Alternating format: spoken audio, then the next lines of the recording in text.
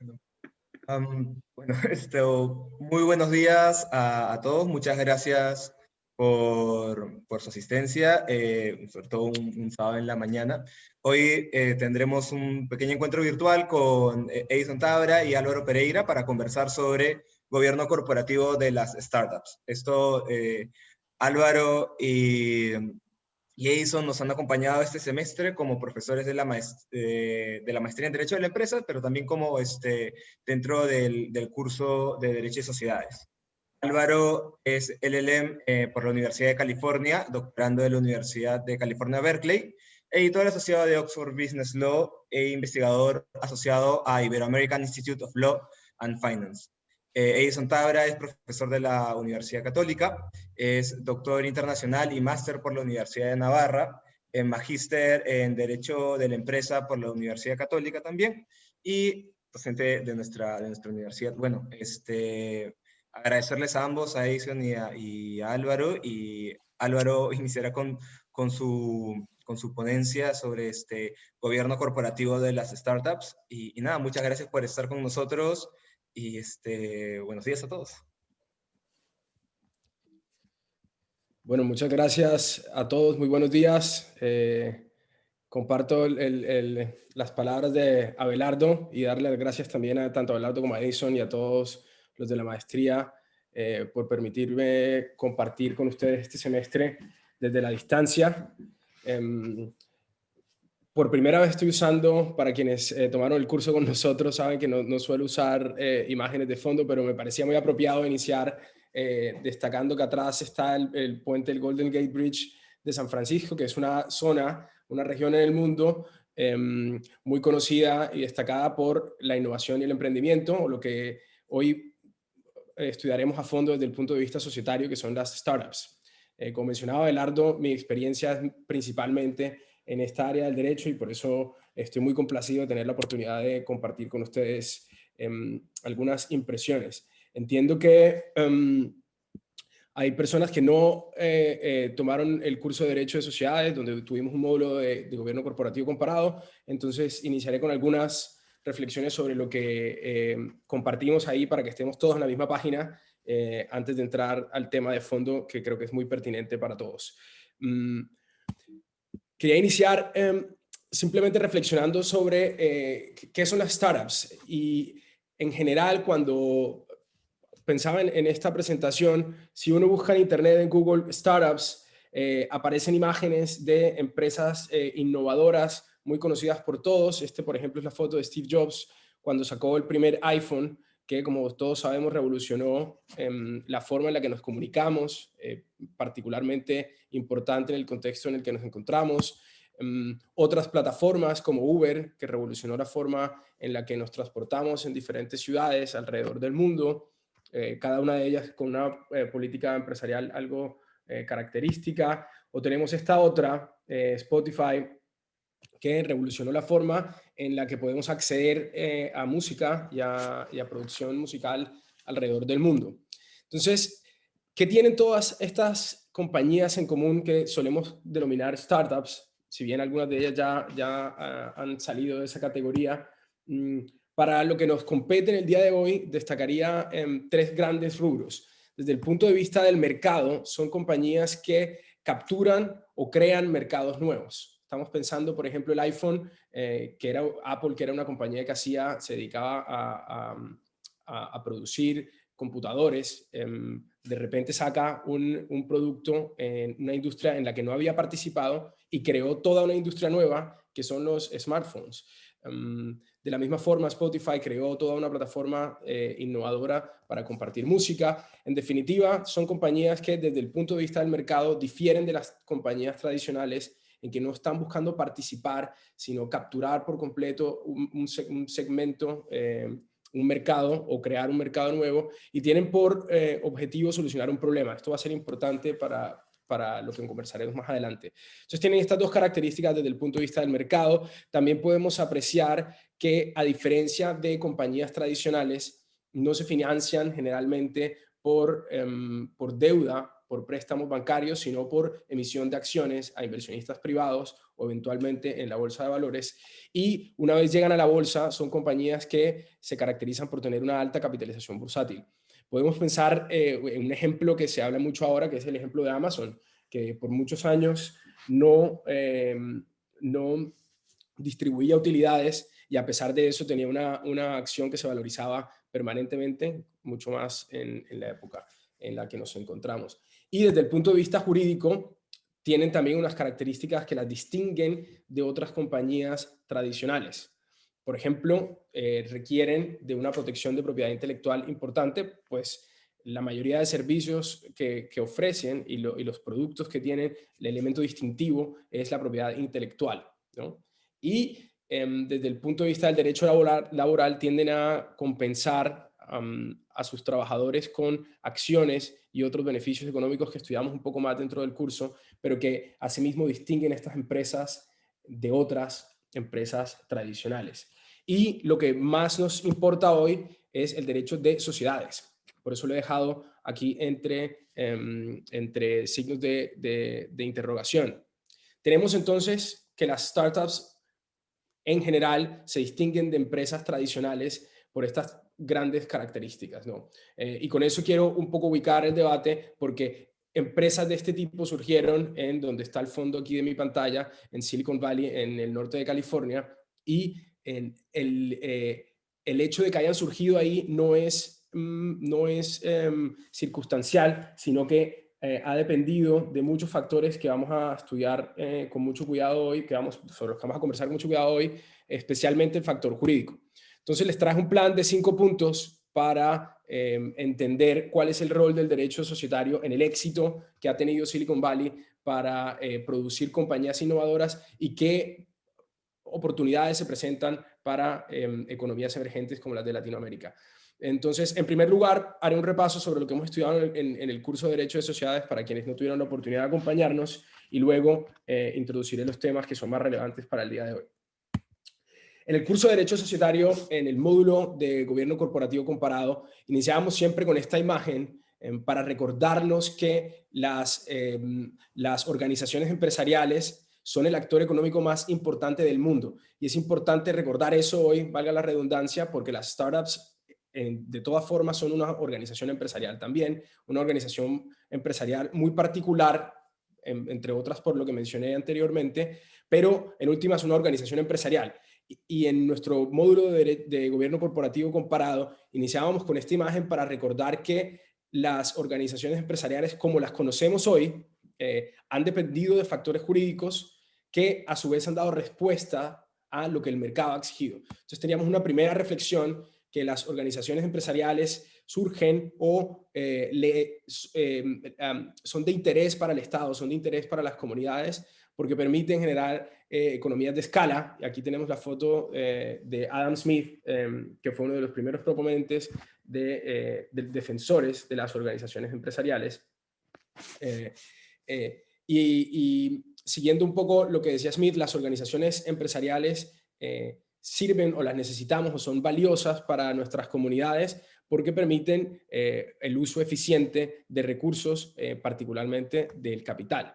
Luego teníamos, más de 100 años después, al profesor Ronald Coase que decía, bueno, no solo debemos promover las organizaciones porque nos permiten el uso eficiente de recursos, en particular el capital, sino que además cuando lo hagamos tenemos que procurar que el derecho ayude a reducir los costos entre todas las partes que integran la organización empresarial. Entonces, desde COACE tenemos un rol muy importante que cumple el derecho societario como promotor de las organizaciones empresariales. Si seguimos a Smith, dice, es mejor tener actividades realizadas como organizaciones que individualmente, porque como comunidad vamos a aprovechar mejor los recursos. Y desde COACE sabemos que es importante desde el derecho promover organizaciones empresariales que reduzcan los costos de transacción entre las partes. Y ese ha sido un poco el marco teórico que ha orientado nuestra discusión cuando hemos comparado diversos sistemas jurídicos y hemos estudiado cómo cada uno de ellos procura reducir los costos de transacción entre las partes que integran a las organizaciones empresariales. Y en definitiva, ahí quedó un poco a grandes rasgos nuestra discusión sobre cuáles son los fundamentos de la ley del derecho societario. Queremos que más actividades se realicen de manera organizacional y queremos que esas organizaciones empresariales reduzcan de la mayor forma posible los costos de transacción, y la forma en la que el derecho societario ha logrado cumplir con esos objetivos, ha procurado hacerlo, es a través de dos tipos de normas. Entonces, por un lado, tenemos unas normas que determinan la estructura y el funcionamiento de las sociedades anónimas. Estudiamos, por ejemplo, el blindaje de la entidad, es decir, que la persona jurídica es distinta a sus accionistas. En tal sentido, protege a la empresa como actividad económica. Los acreedores de los accionistas no pueden perseguir los activos de la entidad. Y por el otro lado, el blindaje del accionista, que es que los acreedores de la entidad no pueden perseguir al accionista simplemente por ser, por invertir en esta organización empresarial. Estas normas permitieron que la sociedad anónima fuera el tipo societario predilecto alrededor del mundo, y nos permitió en todo caso compararlo en diversos sistemas jurídicos. Pero estos son solo un rubro de normas de las que estudiamos y que nos permiten evaluar cómo el derecho puede promover las organizaciones empresariales. El otro son normas que contribuyen a reducir los problemas de agencia. Entonces, estas primeras normas promueven que las actividades económicas se realicen de manera organizacional dentro del tipo de la sociedad anónima, y otras normas más específicas que identificamos como normas de derecho societario y también como normas de gobierno corporativo son aquellas que contribuyen a reducir los problemas de agencia, e identificamos tres tipos de problemas de agencia. Problemas entre administradores y accionistas, y para estos problemas en donde el administrador, a quien se le ha encargado ciertas actividades a realizar en nombre de los accionistas de la entidad, puede abusar de ellos, la ley procura reducir esos problemas con normas que empoderan al accionista o que limitan el poder de la administración, por ejemplo, para realizar una fusión. Revisamos otro problema de agencia, que era el que existe entre el accionista mayoritario y minoritario, y alguna de las estrategias es darle, por ejemplo, el derecho de retiro al minoritario, es decir, cuando está inconforme con alguna decisión trascendental, permitirle que se separe de la entidad y le compren su participación, o estrategias para reducir los problemas que se presentan entre la sociedad y sus acreedores, o entre los acreedores cuando estamos en un régimen de insolvencia. Todo esto lo vimos en el curso y creo que es una introducción para quienes no lo tomaron, se motiven a hacerlo en la próxima oportunidad, pero esto nos permite entender cuál es el rol del derecho. Entonces, el derecho societario contribuye a la misión de promover que más actividades se realicen de manera organizacional, que es la forma más eficiente de usar los recursos, y estos dos tipos de normas, de estructura y funcionamiento y de reducción de problemas de agencia, han ido evolucionando en el tiempo y continúan en permanente evolución para cumplir esos dos grandes objetivos. Y una última reflexión sobre lo que conversamos es que las distinciones que hay en diversos sistemas jurídicos no responden exclusivamente a la distinción derecho civil o common law o al idioma, o en definitiva al nivel de desarrollo económico, sino a un conjunto de factores que le dan forma a las normas de derecho societario y de gobierno corporativo, en particular las que estamos viendo en esta diapositiva. Con esto en mente, ya sabemos un poco cuál es el rol de las organizaciones empresariales. Sabemos que la sociedad anónima ha sido una respuesta que el derecho ha producido para permitir que más actividades se realicen de esa forma, y hemos identificado unos tipos de normas que difieren, digamos que en temas muy particulares en diversas jurisdicciones alrededor del mundo. Ahora, como ya identificamos también que las startups son un tipo de organización empresarial distinta al que conocíamos, distinta también a la que tenía Adam Smith y el profesor Coase en mente, ¿qué es lo que ha hecho el derecho o cómo entenderlas para entender la relación entre el derecho societario y las startups? Demos una mirada rápida a elementos más puntuales que distinguen a este tipo de organizaciones empresariales de otras, ¿no? Quería llamar a esto por eso un nuevo paradigma empresarial, porque al final siguen siendo organizaciones empresariales, pero tienen presentan una serie de innovaciones en su estructura y en sus objetivos a los que el derecho no puede ser ajeno, ¿no?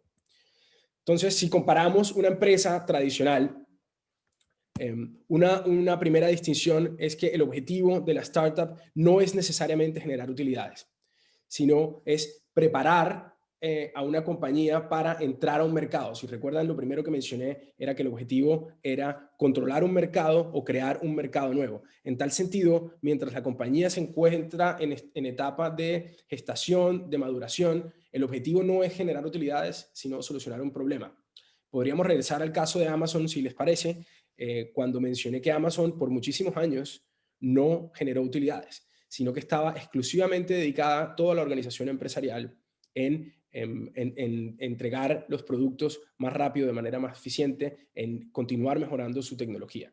Y esta es una distinción fundamental entre una startup y una empresa normal. Pensemos en una empresa tradicional de distribución, donde compramos los materiales necesarios, tenemos las instalaciones, contratamos a los empleados y lo que se espera es que tan pronto sea posible la empresa empiece a producir utilidades. En este caso no, y esto va a ser muy importante para ver cómo el derecho responde a estas necesidades o cómo esto afecta las relaciones entre los participantes de la organización empresarial. Una segunda distinción es la vocación. Entonces, cuando la startup se dedica a solucionar un problema, es un objetivo temporal, porque el objetivo ulterior va a ser constituirse en una empresa permanente. Entonces, digamos que una startup es una categoría temporal de organización empresarial. Una vez la organización está constituida, pensemos por ejemplo en Apple, que les mostré la foto de Steve Jobs al principio, ya no es una startup porque ya cumplió con su misión de solucionar el problema, ahora está en la misión de producir utilidades de manera permanente, ¿no? Una tercera distinción es cuál es la función que cumplen las ventas. En una compañía tradicional, las ventas sustentan la operación y en una startup, las ventas, los ingresos por ventas, se invierten en desarrollo. Quienes tomaron el curso, quienes tengan conocimiento previo sobre el derecho de sociedades, pueden ir identificando que en estos elementos las obligaciones del directorio pueden llegar a ser un problema, ¿no? Porque si estos objetivos no suelen estar asociados con lo que hemos visto, que son las obligaciones del directorio y de la Asamblea General de Accionistas, ¿no? Que tienen que aprobar utilidades. Recordemos los que estuvieron en el curso, el caso Ford versus Dodge, donde no querían distribuir utilidades, ¿no? Entonces aquí las ventas se invierten en desarrollo y esto, por lo menos como característica, no es per se problemático, ¿no? Y en último lugar, el gobierno corporativo. En una empresa tradicional tenemos una estructura jerárquica y en una startup tenemos las mismas personas cumpliendo diferentes roles.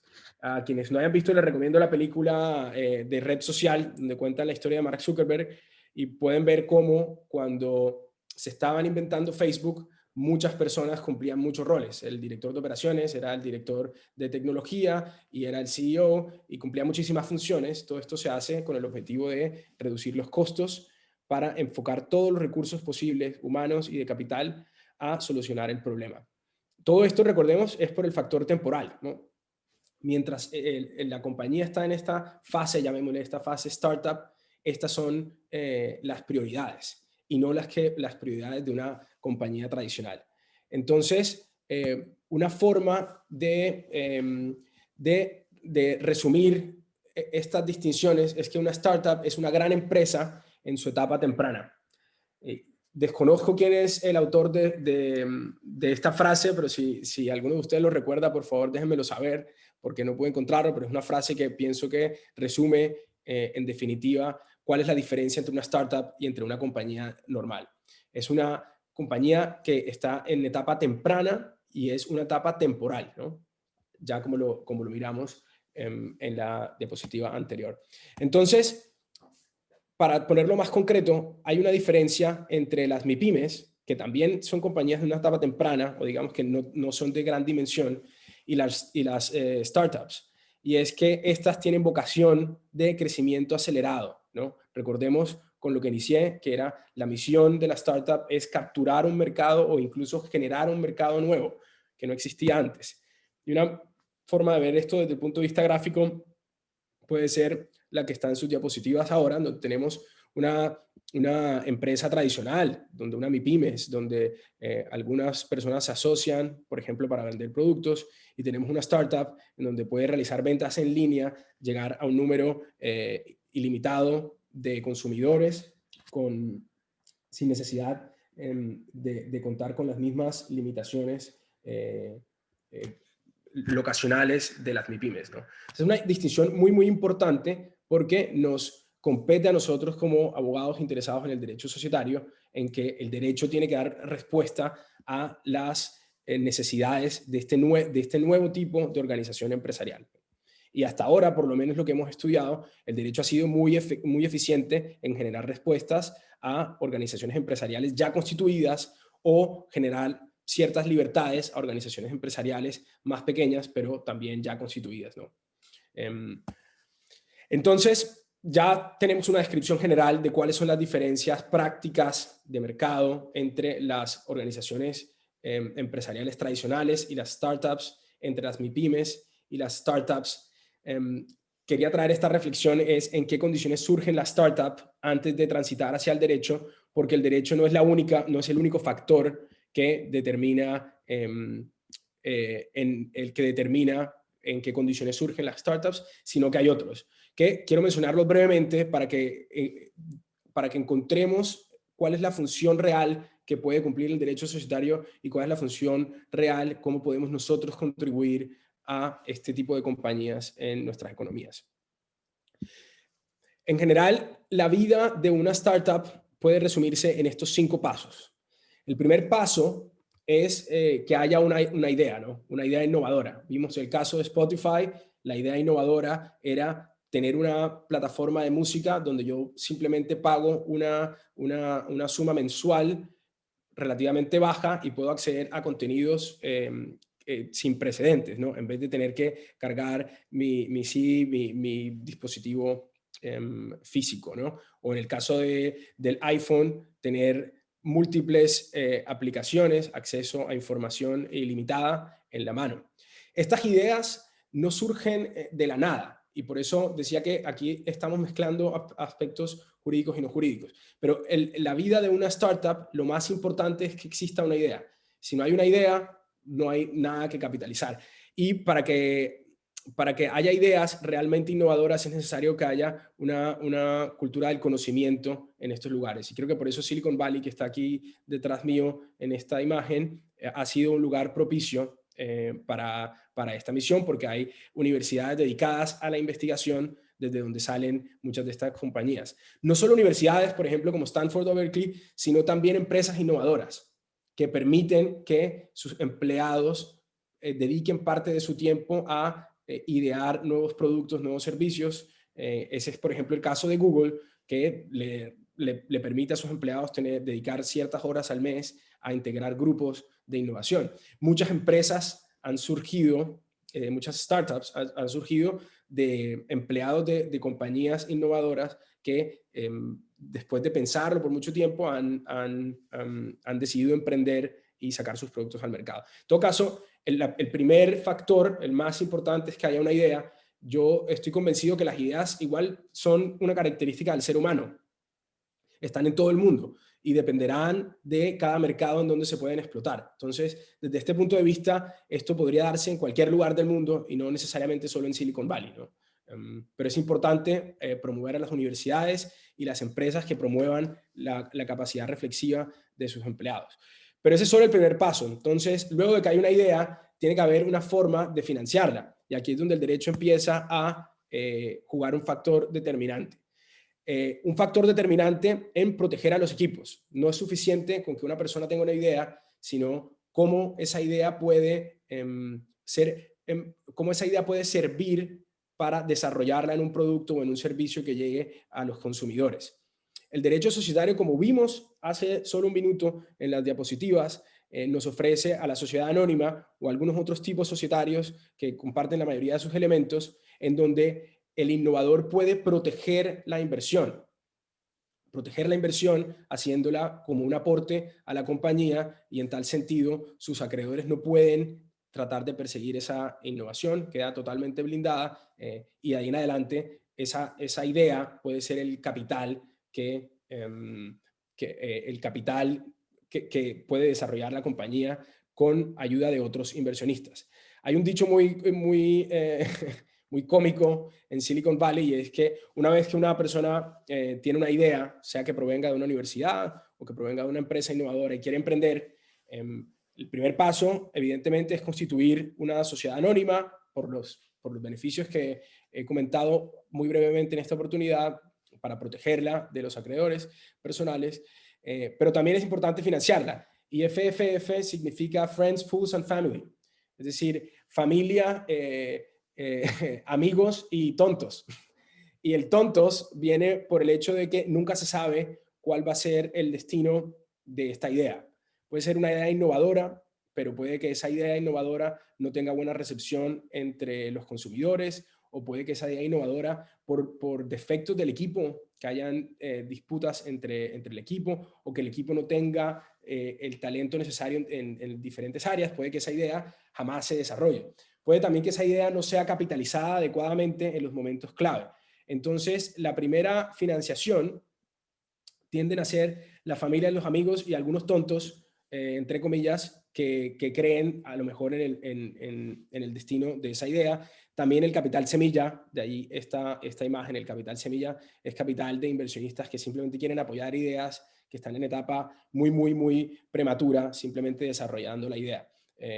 Miren que no he notado a los bancos, y aquí empezamos a atar cabos, porque los bancos no pueden, por principio, apoyar estas iniciativas, porque los bancos, digamos, su capital, el capital que usan para realizar préstamos, está sujeto a una regulación muy estricta, porque son fondos recaudados de personas comunes y corrientes, de los ahorradores. Entonces, el banco no puede usar fondos de los ahorradores para inversiones tan arriesgadas. De estas ideas, muy pocas llegarán siquiera al mercado, mucho menos van a convertirse en empresas. Entonces, aquí tenemos a Friends, Fools and Family, amigos, familia y tontos, que son los que nos ayudan en esta primera etapa, por lo menos a que un emprendedor que tenga la convicción y logre constituir un equipo pueda por lo menos arrancar a producir una idea. Esto en los años 90 y 80, cuando salieron Bill Gates, en los años 70, 80, cuando salieron Bill Gates y Steve Jobs, era muy escaso, porque era realmente costoso tratar de emprender en una startup que, como dijimos, una pequeña empresa, una gran empresa en su etapa prematura. Era muy costoso hacerlo, porque la mayoría de ideas requerían infraestructura. Pero hoy, si lo piensan, es un concepto que puede ser aplicado en cualquier lugar del mundo, incluido en Latinoamérica, porque casi todo se hace de manera virtual.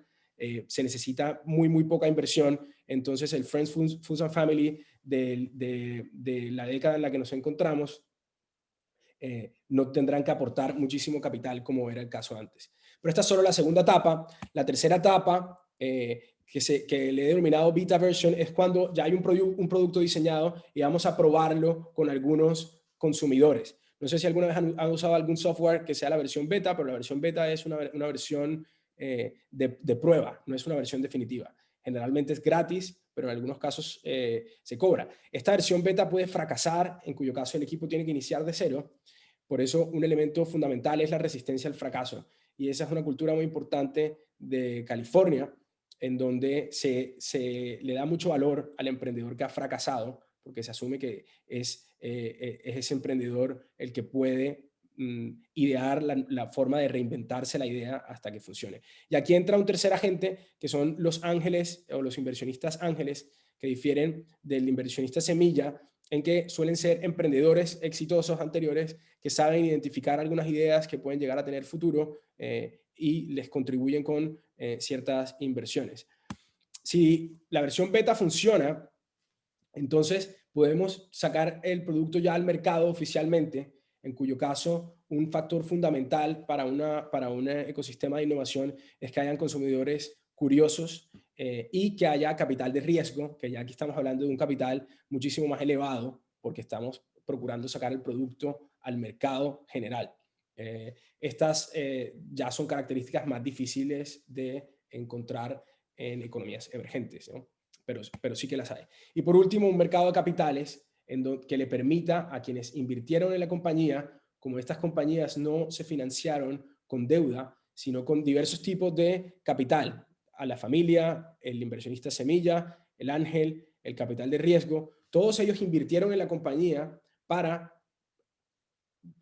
con la esperanza de poder vender esa acción o esa inversión que hicieron, poder recuperarla con alguna ganancia, ¿no? Por eso, importante tener un mercado de capitales desarrollado en donde la compañía pueda realizar una oferta pública de acciones en la bolsa de valores o ser adquirida por una compañía más grande. Entonces, todos estos elementos son importantes. Hemos ido mezclando algunos de mercado con otros jurídicos y yo quiero resaltar de todo esto que les he comentado brevemente, cuáles son los aspectos jurídicos que nos deben interesar como abogados de derecho societario. Y son, por un lado, los elementos que mencioné de estructura y funcionamiento, el blindaje de la entidad, el blindaje del accionista, permite o facilita que se constituyan equipos exitosos porque las personas no tienen que comprometer o hay una distinción clara entre el patrimonio de la entidad y el de cada uno de los miembros del equipo inicial. Y por otro lado, todos estos fondos, estas fuentes de financiación no bancarias, solo existen porque porque la sociedad anónima les permite emitir acciones a favor de estos accionistas a cambio de sus inversiones. Pero esas acciones que se emiten a diferentes agentes generan unos problemas de agencia que no existen en la sociedad tradicional, en donde hay solo un tipo de inversionista, el accionista, y hay solo dos tipos hay solo dos tipos de integrantes en este clásico problema de agencia. Uno es el administrador y el otro el accionista. Acá tenemos varios tipos de accionistas, ¿no? Cada uno de ellos con un interés distinto. Por ejemplo, el familiar que invirtió en esta etapa número 2 podrá ser, la participación podrá ser adquirida por el ángel y el capital de riesgo podrá adquirir la participación del ángel y así sucesivamente. Entonces, todas estas etapas generan en las startups unos problemas de agencia que no existen en las sociedades anónimas tradicionales que hemos estudiado porque hay muchas emisiones de acciones en muchas etapas diferentes y cada una de ellas tiene problemas distintos. Entonces, rápidamente estudiemos cómo el derecho societario soluciona o contribuye a que estas alianzas se generen y produzcan compañías exitosas. Entonces, por un lado, tenemos el dilema de la doble desconfianza, que básicamente lo que nos sugiere es que hay una desconfianza inherente en quien tiene la idea. En nuestra diapositiva anterior era esta primera etapa, ¿no?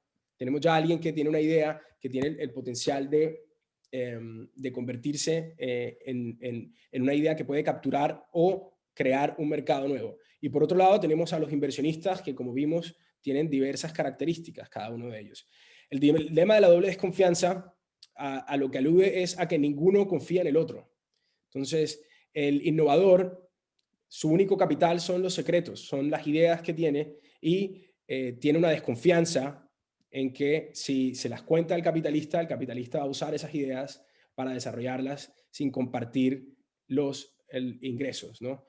Al igual, el capitalista siente que si simplemente le da el capital al innovador, el innovador va a usar el capital y no va a compartir, no va a compartir los ingresos que se deriven de esa actividad económica.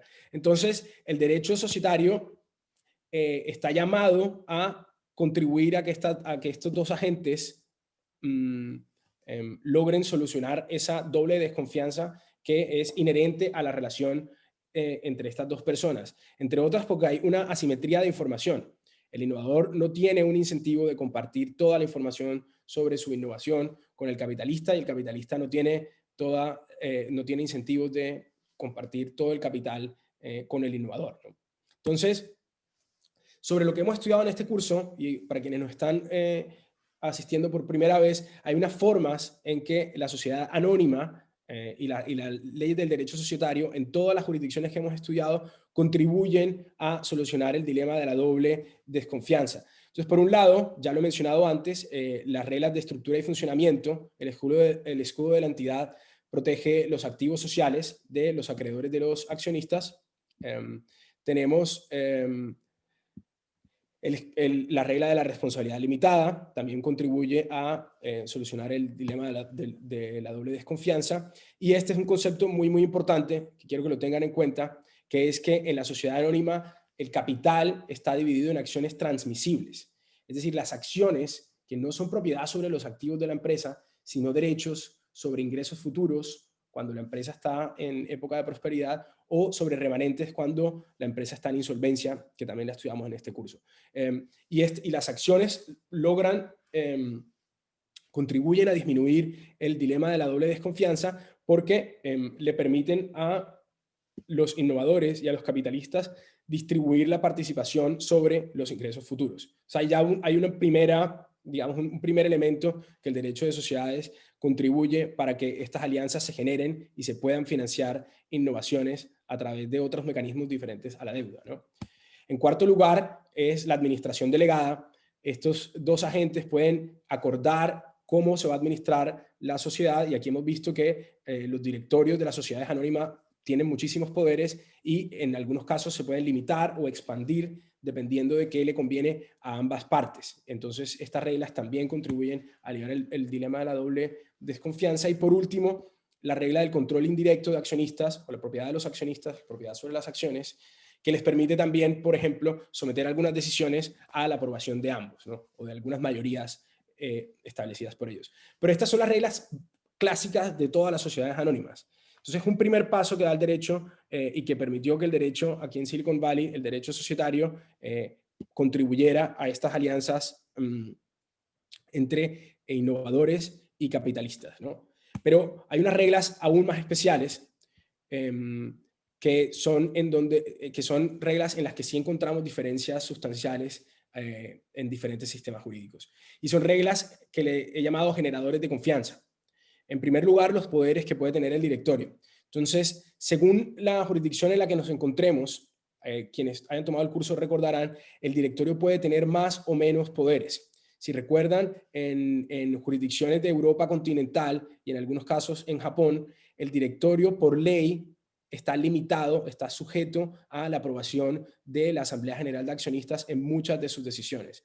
Entonces, si no tenemos la posibilidad de empoderar al directorio, el directorio no puede ser un lugar, una entidad, un órgano en el que innovadores e inversionistas puedan, que puedan usarlo para aumentar la confianza. Una forma en la que pueden aumentar la confianza, por ejemplo, es cuando el innovador y el inversionista acuerdan que el directorio tendrá la posibilidad de emitir un número determinado de acciones en una etapa de financiación. Si recordamos, habían 5 etapas en la vida de una startup y pensemos que en la etapa 1, cuando el innovador habla con el primer inversionista, pueden acordar que en la etapa 3 esas acciones serán emitidas por el directorio. Si la ley impide que el directorio pueda aprobar ese tipo de transacciones y que esas transacciones tengan que siempre por ley estar sujetas a la aprobación de la asamblea, entonces el directorio no es un lugar que puede usarse para generar confianza. Esto no necesariamente es negativo, simplemente limita el uso del directorio como un instrumento, porque en ese caso la emisión de acciones tiene que estar aprobada por todos los accionistas, es decir, por inversionistas que han ido participando en diversas etapas, ¿no? Pero cuando la ley permite que el directorio, que las partes regulen los poderes del directorio como mejor les parezcan los estatutos, el directorio puede ser un generador de confianza porque ahí se pueden determinar ciertos acuerdos entre el innovador y el inversionista. Otro factor puede ser las acciones preferenciales convertibles. No tenemos suficiente tiempo para estudiarlas en detalle, pero es el aspecto probablemente más importante porque las acciones preferenciales pueden emitirse a diferentes tipos de inversionistas y con convertibles nos referimos a que en un evento posterior de financiación, las acciones pueden convertirse a otro tipo de acciones. Entonces, si tenemos 5 series, por ejemplo, la quinta puede decir, en un evento de financiación, esta acción se convertirá en acción de serie 2 o de serie 1. En realidad se le llama serie A, B, C, D, F. Y en definitiva, la función que cumple es que si la sociedad, la startup, llega a un evento de financiación muy importante, como una emisión pública de acciones o una fusión y una adquisición, quienes invirtieron pueden escoger qué serie de acción es la que la que les generaría mejores utilidades, ¿no? No necesariamente en un evento de financiación las acciones preferenciales pueden ser la mejor alternativa. Y por último, un último generador de confianza que nos provee el derecho societario son los acuerdos de accionistas. Entonces, en jurisdicciones en donde los acuerdos de accionista son ejecutables, los acuerdos de accionistas pueden ser un instrumento muy importante de generador de confianza entre diversos inversionistas o entre alguno de ellos y los innovadores o entre alguno de ellos y la sociedad. Cuando el derecho o cuando un sistema jurídico no permite o no es muy claro cómo se ejecutarán los acuerdos de accionistas, perdemos un instrumento que puede ayudar a aumentar la confianza, es decir, a solucionar ese dilema de la doble desconfianza, que es muy, muy característico en las startups. Entonces, recordemos que el dilema de la doble desconfianza es particularmente saliente en este tipo de compañías porque no suelen financiarse con deuda, sino por emisión de acciones. Entonces, la única capacidad de crecer es poder acceder a nuevos inversionistas. Entonces, necesitamos resolver ese problema permanentemente. Yo estoy realizando un estudio en este momento precisamente y les comparto algunas de los hallazgos preliminares. Y es cómo han ido variando estas normas sobre el directorio, sobre la libertad que tienen las partes para empoderar al directorio, sobre la posibilidad de emitir series de acciones regulables y sobre la posibilidad de ejecutar acuerdos de accionista. Y lo que pueden ver es que la ley en efecto ha ido ampliando la posibilidad de que las partes generen este tipo de acuerdos que aumentan la confianza. Pero hay diferencias más puntuales sobre las que no nos alcanza el tiempo hoy, pero les traigo un ejemplo muy interesante que son los acuerdos de accionistas. Si ven, en efecto, la tendencia es a permitir que haya mayor libertad para realizar acuerdos de accionistas sobre diversos temas y que estos sean ejecutables, pero en el caso de Colombia, por ejemplo, vemos como en un momento hubo una ley que condicionaba y limitaba la posibilidad de que un accionista controlante pudiera realizar acuerdos de accionistas sobre votos. Un accionista que tuviera participación en la administración. Esta norma tuvo una vigencia de poco más de 10 años y como ven, no son normas que suelen estar, digamos, que suelen asociarse con las startups, pero que pueden llegar a tener un impacto importante si lo miramos desde esta perspectiva de normas que pueden aumentar o disminuir la confianza entre innovadores e inversionistas, que es la única forma en la que se financian estas compañías. Entonces, con lo anterior y con esto inicio ya la conclusión, que sé que se nos está acabando el tiempo. A pesar de que estas normas sean una tendencia, como vimos, parece haber una tendencia a ampliar la libertad que tienen las partes de generar acuerdos que aumenten la confianza entre ellos. Estos acuerdos generan nuevos problemas de agencia que no existen en una compañía tradicional. Entonces, el primero lo hemos analizado a fondo y es el dilema de la doble desconfianza. Lo traigo a colación nuevamente es porque hay un dilema de la doble desconfianza con cada ronda de inversión que realiza la compañía. Hay otro problema de agencia que es entre los diversos inversionistas. Entonces, hay intereses divergentes en ocasiones entre los inversionistas semilla y ángel y los inversionistas de capital de riesgo. En definitiva, los intereses tendremos que pensarlo en cuáles son sus expectativas de retorno de inversión. Generalmente, el capital de riesgo tiene un interés en recibir un retorno de inversión mucho más elevado, entonces querrá posponer, por ejemplo, la oferta pública de inversiones hasta que la acción se valorice en un precio elevado. Mientras que el capital semilla y ángel puede que se conforme con alguna fusión o una adquisición previa en vez de una oferta pública de acciones. O caso contrario, en todo caso, lo importante es la valoración que cada uno de estos hace de la compañía y de las expectativas que tienen, que tanto pueden resistir no recibir un retorno de inversión un inversionista ángel versus un inversionista de capital de riesgo. Esto genera problemas de agencia porque ambos participan en el gobierno corporativo de diferentes formas. Entonces, dependiendo de qué posición esté cada uno de ellos, digamos que tendremos que revisar los problemas de agencia, ¿no? entre el directorio y los inversionistas o entre estos cuando se estén aprobando decisiones relevantes. Y por último, uno muy importante, que es sui generis también de las startups, es cuando los inversionistas y los innovadores, los fundadores de la compañía, tienen un interés que difiere del interés de los trabajadores. Muchos trabajadores en estas compañías reciben como retribución promesas de acciones o acciones que son redimibles cuando se cumplan determinados requisitos, y pueden pasar años sin recibir la primera acción porque no se ha cumplido la condición. Entonces, hay un problema de agencia cuando a los innovadores y a los inversionistas les conviene expandir la compañía, y al trabajador le conviene que haya un evento de salida, es decir, una nueva ronda de inversión o un evento importante que le permita liberar sus acciones. Y este es un problema de agencia muy importante. Les recomiendo revisar el caso de Uber, que tuvo, antes de realizar su emisión pública de acciones, tuvo trabajadores que por más de 10 años estuvieron esperando a que se le liberaran sus acciones y no podían acceder a ellas. Entonces se encontraban en un dilema ellos personal porque no podían renunciar a la compañía, perdían el derecho a las acciones, pero si se quedaban tampoco las tenían porque no se había realizado la oferta pública de acciones. Aquí hay un problema de agencia interesantísimo sobre el que se está escribiendo mucho en la actualidad, pues cada vez más compañías están decidiendo posponer el evento de salida en el que los trabajadores pueden reclamar sus acciones.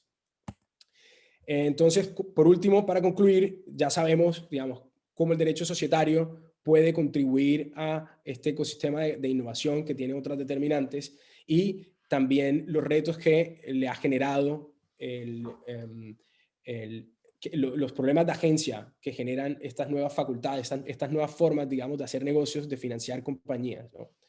Ahora, unos retos muy particulares para economías emergentes como las de Latinoamérica. Recordemos que lo primero es tener buenas ideas, y esto requiere necesariamente tener universidades que estén enfocadas en la innovación, en generar nuevos productos, no solo nuevas ideas, sino ideas que puedan acceder a los mercados, que puedan controlar los mercados o que puedan generar mercados que antes no existían, ¿no? Y también empresas comprometidas con la innovación. Yo les ponía el caso de Google porque les presentaba el caso de Google porque es ilustrativo de cómo una compañía puede promover simplemente la creación de nuevas ideas, así ellas no se realicen dentro de ellas, sino eventualmente de manera independiente. Por otro lado, creo que es muy claro de la presentación que necesitamos mercados de capitales, porque todos estos inversionistas eh, reciben sus recursos de alguna u otra forma. Y el mercado de capitales lo hemos mirado acá. Depende de que haya más compañías en la bolsa, depende de que haya mayor competencia en diversas industrias. Entonces es un reto al que el derecho societario puede contribuir, pues si hay más empresas que puedan crecer, esas empresas pueden a su vez contribuir como inversionistas de startups o como participantes en definitiva del ecosistema. Parece obvio, pero necesitamos instituciones jurídicas confiables, en particular en ejecución de obligaciones. Les ponía el ejemplo de los acuerdos de accionistas, pero si hay un acuerdo de accionistas, no es una promesa creíble porque nunca va a poder ser ejecutado, pues el acuerdo de accionistas pierde un poco la credibilidad y deja de ser un instrumento generador de confianza entre innovador e inversionista. Y por último, una resistencia al fracaso, que es un aspecto cultural, de que solemos un poco ver al emprendedor que no logró ser exitoso como una persona fracasada en la vida, y es en la foto que tengo aquí atrás mío realmente lo contrario. Y pienso, y digamos, el consenso que hay en Silicon Valley es que ese es un aspecto fundamental. Valorar el fracaso como una oportunidad de aprendizaje. La mayoría de compañías exitosas han tenido en su equipo de fundadores personas que han tenido varios emprendimientos que no han sido exitosos. Y eso es lo que les ha permitido un poco conocer mejor cómo presentar su nuevo producto.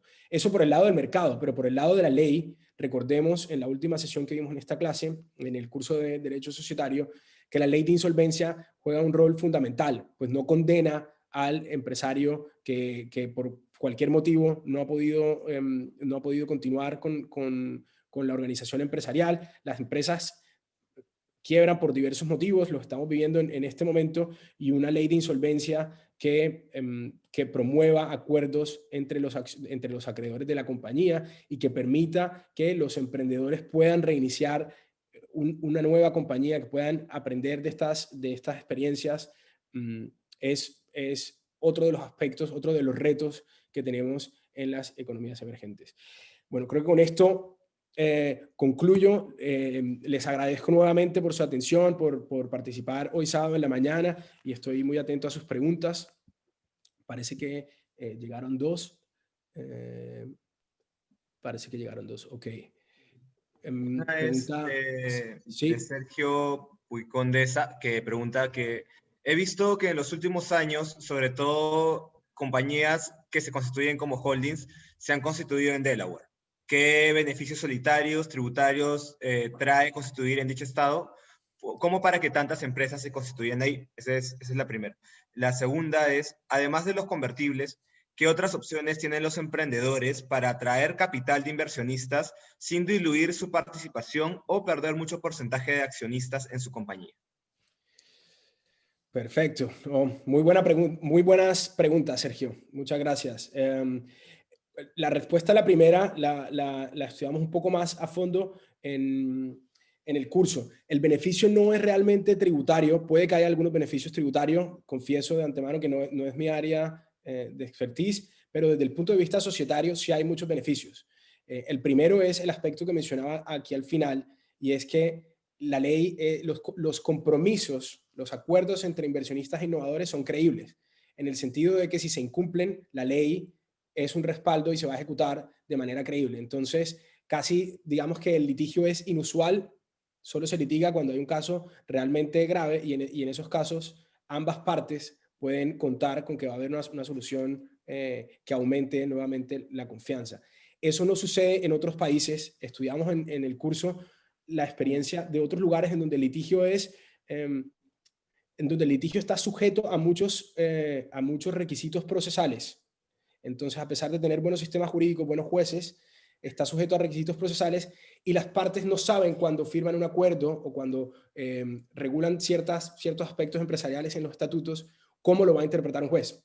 En Delaware lo sabemos, es conocido, es creíble. Entonces las soluciones jurídicas a este dilema de la doble desconfianza son más creíbles en ese estado. Entonces la holding, lo que persiguen los inversionistas es proteger su inversión. Recordemos qué es lo que quieren proteger cada uno, y es una manera para ellos mucho más efectiva que no hacerlo. Por eso concluía un poco con los retos que tenemos, porque es un reto particular de las economías emergentes, pero es un reto que tienen muchos otros países que han querido desarrollar ecosistemas de innovación, y el derecho societario se ha presentado como una gran barrera. La segunda pregunta sobre las acciones convertibles. Que las acciones convertibles, la pregunta iba hacia la dilución. Entonces, las acciones convertibles son un gran instrumento. Yo por eso decía preferenciales y convertibles, pero no tenía mucho tiempo de entrar en detalle, pero son una opción que evita la dilución, pues se anticipan eventos futuros de inversión. Es decir, pensemos que estamos en una primera fase, en una fase de Friends, Fools and Family, donde están nuestros familiares, quieren apoyar el emprendimiento. En esa etapa ni siquiera se emiten acciones, se emiten deudas convertibles en acciones. Entonces, la sociedad emite una deuda, digamos que recibe $100,000, y con el compromiso de devolver los $100,000 o 110,000 a la tasa que pacten. Y si la sociedad no puede cumplir ese compromiso, esa inversión se convierte en acciones. Entonces, ahí hay una primera alternativa en donde la sociedad puede evitarse por completo emitir las acciones si tiene ese flujo. Si la sociedad, por sus operaciones, después de tanto tiempo, puede repagar esa inversión, el inversionista nunca participa como accionista. Las acciones convertibles, que de entrada sí participan dentro del capital social, es decir, por ejemplo, pensemos en un inversionista ángel que sí entra con participación accionaria, puede pactarse también que en la siguiente ronda de inversión esa es la acción que se va a vender. Entonces, en la siguiente ronda no vamos a emitir acciones nuevas que diluyan a quienes ya participamos, sino que vamos a vender sobre un porcentaje que ya está predeterminado, que es quienes invirtieron en la primera fase. Y es positivo para esos que invirtieron en la primera fase, pues tienen ya estimado un mínimo de retorno, ¿no?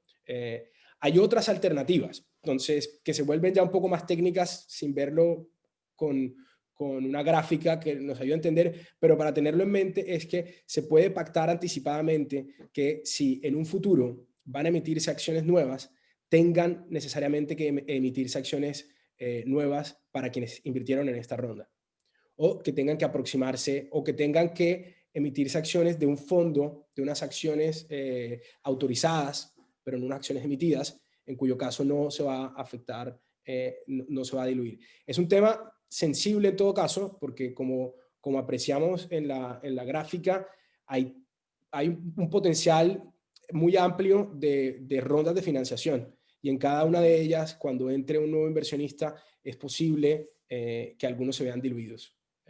Pero hay herramientas y en eso es importante la libertad que tengan las partes. Sí, y en esa dinámica, Álvaro, muy buenos días con todos y todas.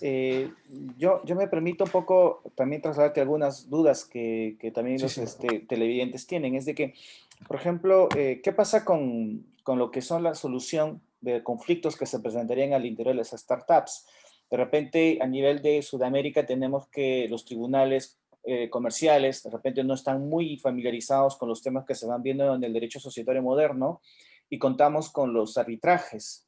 De repente, desde la perspectiva que has visto en Silicon Valley, el arbitraje sería la vía ideal para resolver los problemas que se puedan suscitar en los startups. Muy buena pregunta, dicen. Bueno, como les mostraba una de las gráficas, es uno de los temas que estoy investigando desde el aspecto comparado. No es una solución a largo plazo. La experiencia de Silicon Valley lo que demuestra es que la credibilidad de un acuerdo la ha determinado tener un sistema judicial que respalda los acuerdos. Si recuerdan, al final mencioné unos problemas de agencia nuevos que son muy difíciles de determinar. Entonces, por ejemplo, un problema que se está estudiando ahora en Delaware es si la preferencia en una acción es un acuerdo contractual o es un acuerdo de derecho societario. La posición que tome la Corte va a ser importante para establecer cuáles son los daños que puede reconocer.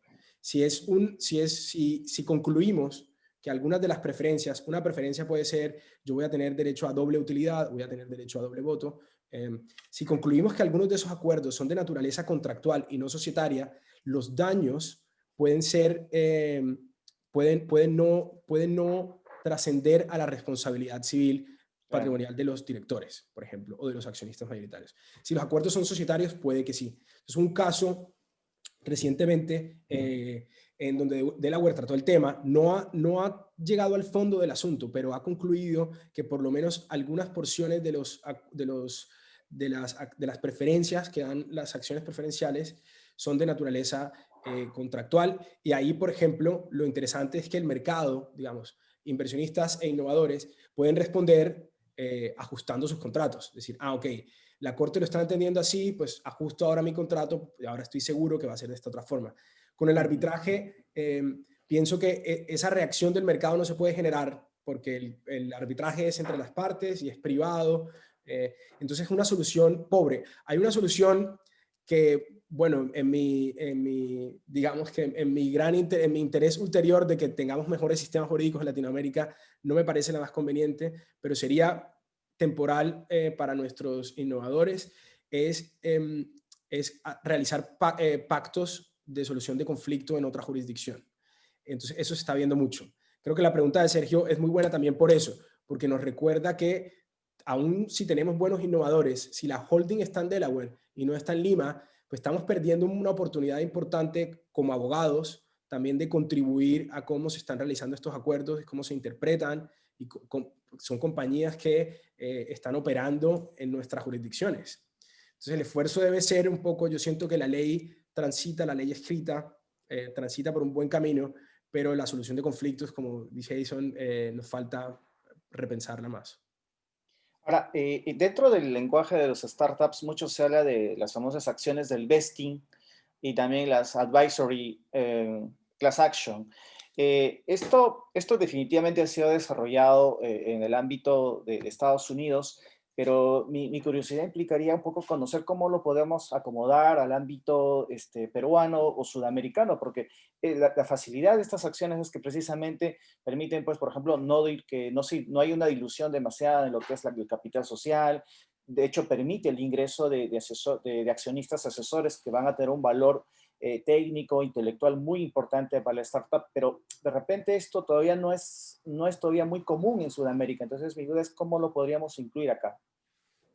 No, nuevamente una gran pregunta, porque pienso, estudiando una de las gráficas, si me permiten yo regreso unas cuantas diapositivas,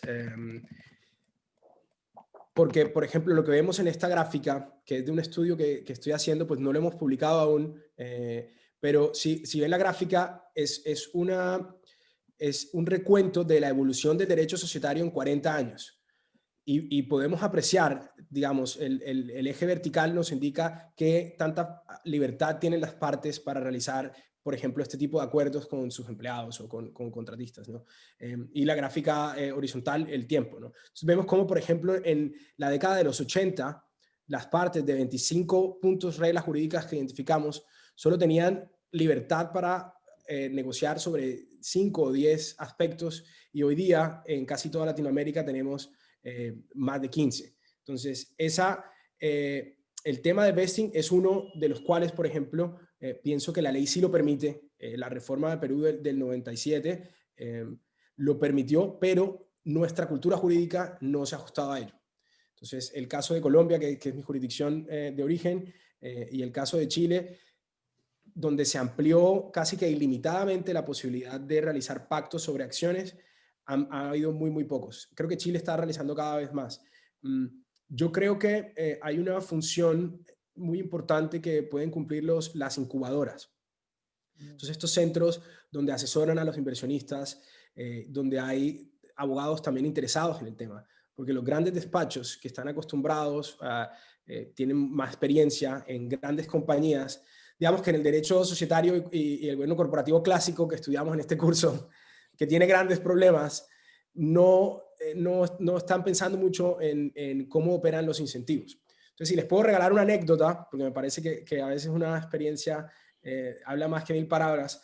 En Silicon Valley trabajé en una startup con una opción de vesting y cumple una función, esto que es un mecanismo jurídico, cumple una función muy importante para motivar al trabajador, porque uno de los pactos puede ser, usted no puede liberar sus acciones hasta tanto no haya cumplido cierto tiempo en la compañía y o hasta tanto no hayamos, por ejemplo, recibido tanta financiación o hayamos tenido X número de ventas.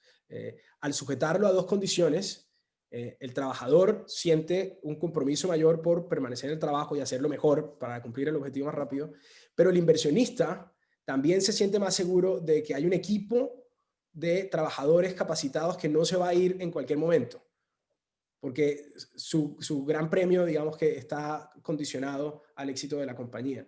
Entonces yo pienso que el sistema jurídico nuestro lo permite. Ha faltado un poco de creatividad de los abogados y también con la salvedad de lo que mencionaba Edison, y es en la resolución de conflictos, que mientras no sea creíble, a lo mejor tampoco se arriesgarán muchos, ¿no?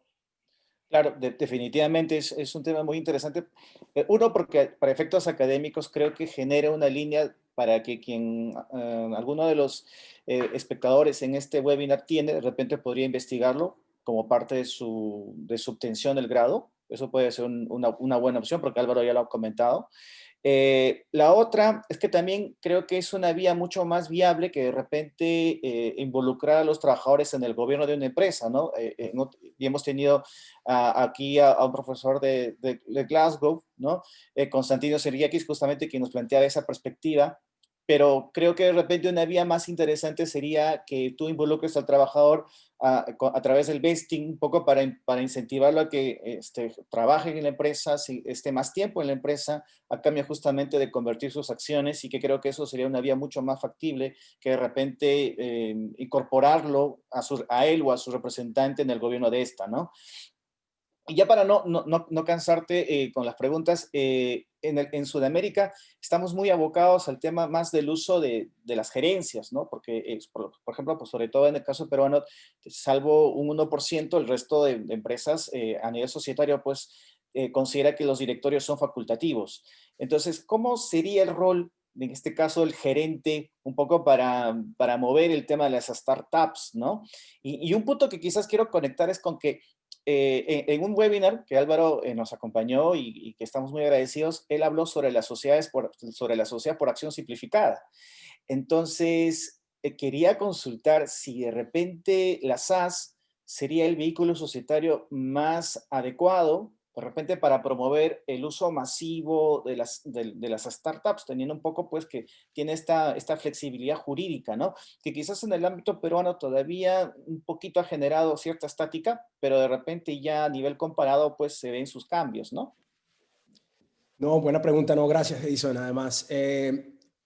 Sí, yo creo que es el vehículo idóneo. Yo quería hacer dos paréntesis. El primero es que, bueno, la Alianza del Pacífico, en donde se integran estos cuatro países que vemos en la gráfica, tiene un fondo especialmente dedicado a las startups.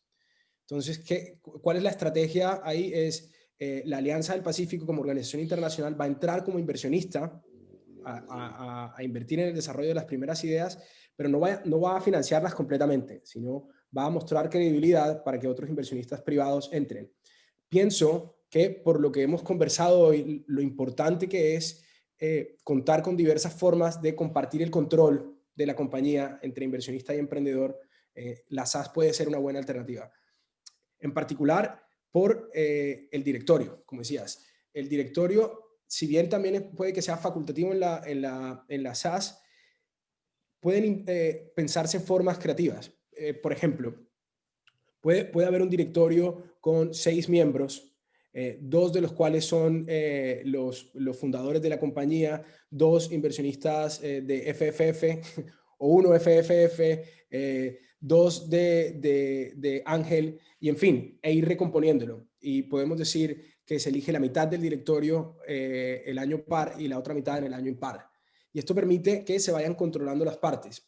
Por eso me gusta mucho pensar en esto como el gran problema que tienen las startups es la confianza, porque su única fuente de financiación son los inversionistas. Entonces, aprovechar el directorio al máximo, creo que nos faltará un poco más de experiencia, Edison, porque el hecho de no tener la experiencia de los directorios nos va a ser más difícil ser creativos en el uso de los mismos. En Silicon Valley pasa mucho que cuando una compañía llega a una serie A, es decir, cuando ya entra un inversionista de capital de riesgo, el inversionista de capital de riesgo generalmente tiene un puesto en el directorio, pero no es un tema simbólico, sino por el contrario, es fundamental para, digamos, indicarle al mercado que aquí estamos en una organización empresarial seria que va a crecer y ese inversionista de capital de riesgo va a incorporar toda su experiencia en sacar esta compañía adelante. Es decir, las empresas con Facebook y todo lo demás, no solo había una gran idea, sino hubo un gran equipo de profesionales que no permitieron que la compañía decayera cuando enfrentó crisis, ¿no? Pensemos que muchas de ellas eran ideadas por personas muy, muy jóvenes. No tenían mucho conocimiento del mercado. Y ahí es donde estos inversionistas de capital de riesgo se toman el control de los directorios y permiten que la compañía salga a flote. Yo creo que la SAS puede que dependerá mucho de nosotros los abogados. Yo creo que es por eso importante que pensemos esto en qué es lo que necesita la comunidad empresarial de este tipo de organizaciones que son tan distintas a las que conocíamos antes. Son distintas, ya con esto acabo porque creo que siempre me extiendo, pero son distintas de las grandes organizaciones que estudiamos en este curso, pero también de las MIPYMES. Entonces no deberíamos asociarlas con ellas, sino estamos en una organización empresarial que tiene una gran necesidad de capital y para conseguirlo el gobierno corporativo, sea vía estatutos, sea vía acuerdos de accionistas, sea vía series de acciones, tiene que reflejar ese objetivo, ¿no? El objetivo de capturar un mercado o de crear un mercado nuevo. Yo creo que la SAS, en efecto, puede ser una solución y el gran reto es la resolución de conflictos. Sí, claro, absolutamente de acuerdo. Yo creo que en el ámbito peruano todavía, dado los cambios que necesita incorporarse en la SACS, pues un poco todavía estaríamos vinculados al uso de la sociedad anónima cerrada, quizás para lo que es la implementación de las startups, ¿no? Y quizás una última pregunta y con esto ya... Sí, y tenemos otra acá en privado. Es que quizás, bueno, recientemente ha habido una emprendedora argentina que logró que su startup llegue a ser empresa unicornio. Entonces, a mí me da la curiosidad de saber, bueno, desde una perspectiva ya más societaria, de gobierno corporativo, ¿qué aspectos tú consideras que se deberían un poco implementar para que en el futuro tengamos, pues, startups a lo largo de la región sudamericana, ¿no? Que llegue en breve, pues, a ser unicornio. Sí, no, es una gran pregunta porque Colombia tuvo un unicornio el año pasado, el 2019 cerró Rappi con una capitalización de de un billón de dólares, creo, una locura así, 100 millones de dólares, perdón, no tampoco voy a exagerar, 100 millones de dólares, pero es, digamos, es un récord, creo que se acerca mucho a una emisión de acciones en la bolsa. Entonces, el primer reto es, para quienes nos importa el gobierno corporativo, es cómo contribuir a que mejoren las prácticas de unas sociedades que no están obligadas a revelar información. Entonces, a diferencia de las compañías que están en bolsa, aquí no tenemos un reporte detallado de cuáles son sus políticas. Y se está presentando mucho en los Estados Unidos ahora, en donde está, digamos, la bolsa más grande, como lo miramos acá hace un mes ya. Las compañías están evitando entrar a la bolsa y están permaneciendo como unicornios por mucho tiempo. Entonces, ¿qué problema se nos genera ahí? Por un lado, es que no sabemos qué está pasando dentro de la compañía, si es una compañía que tiene salud financiera o no.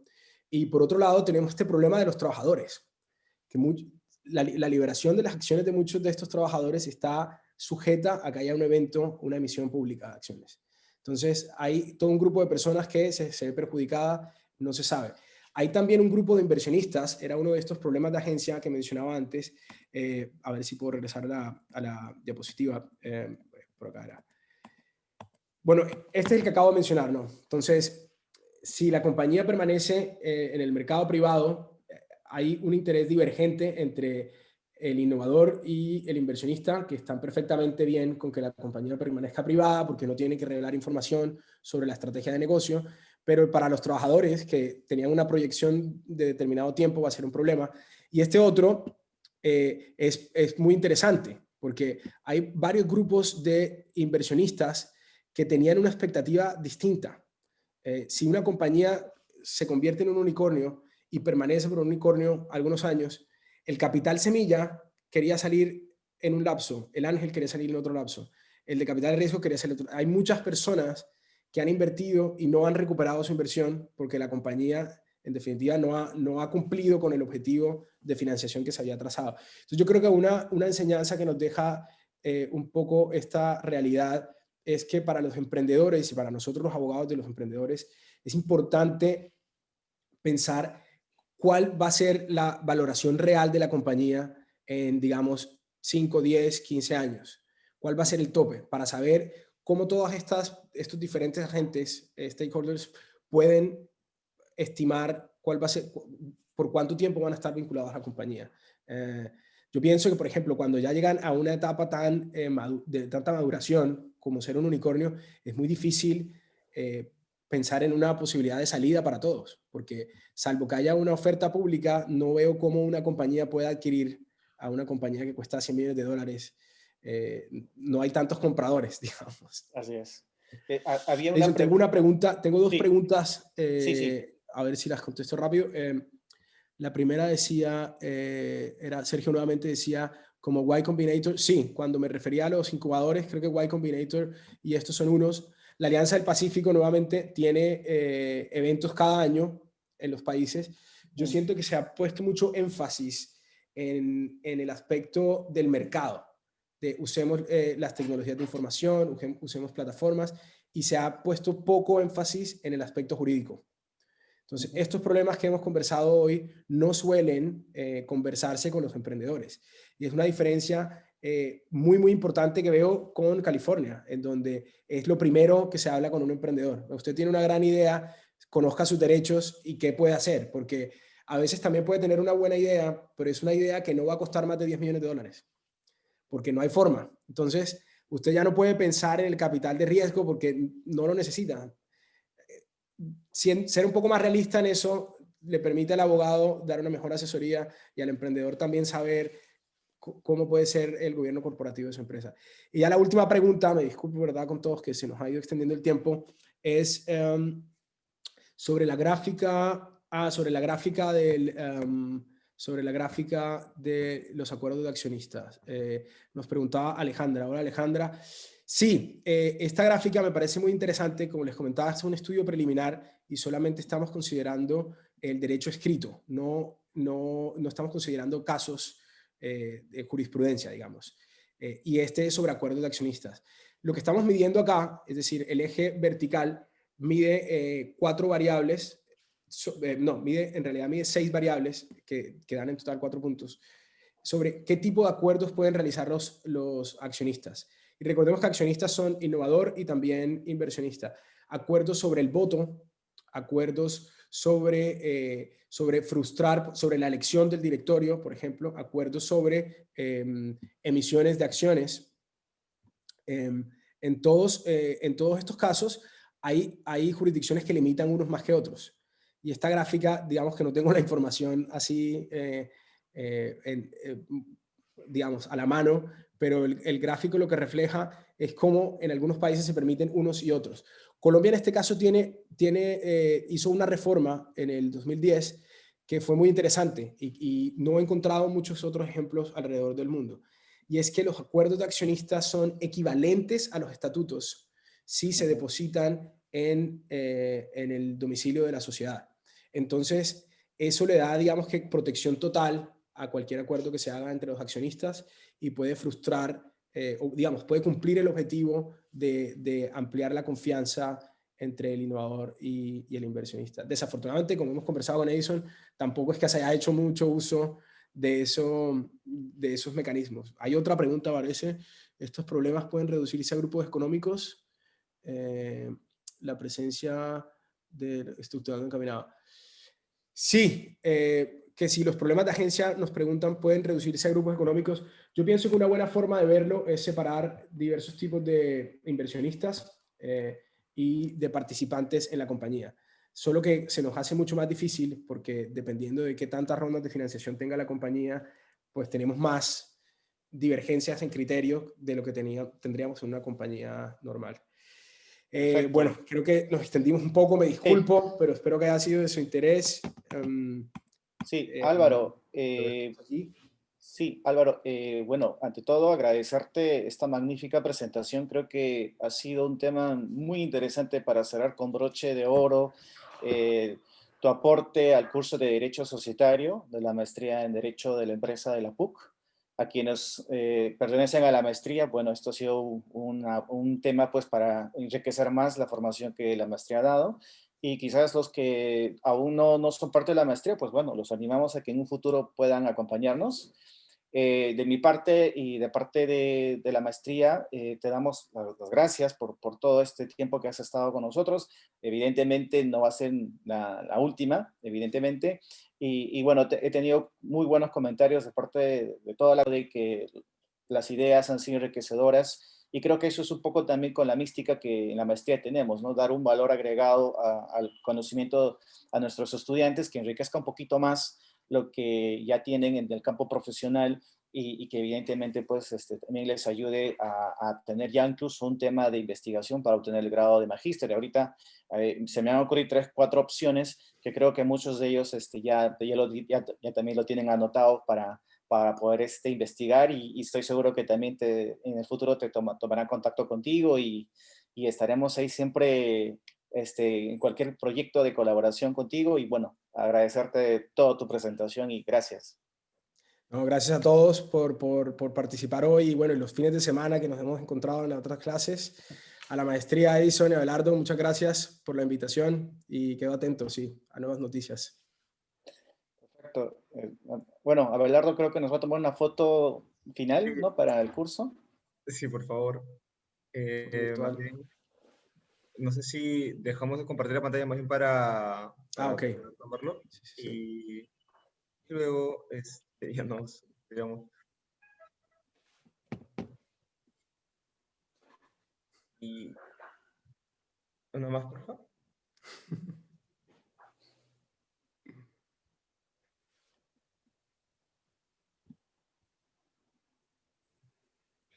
Ok, listo. Muchas gracias a todos, más bien, quienes han estado con nosotros.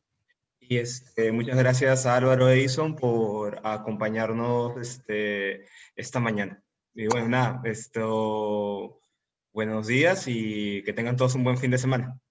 Cuídense. Sí. Muchas Hasta gracias. Hasta la luego. próxima. Buen fin de semana con todos. Hasta luego.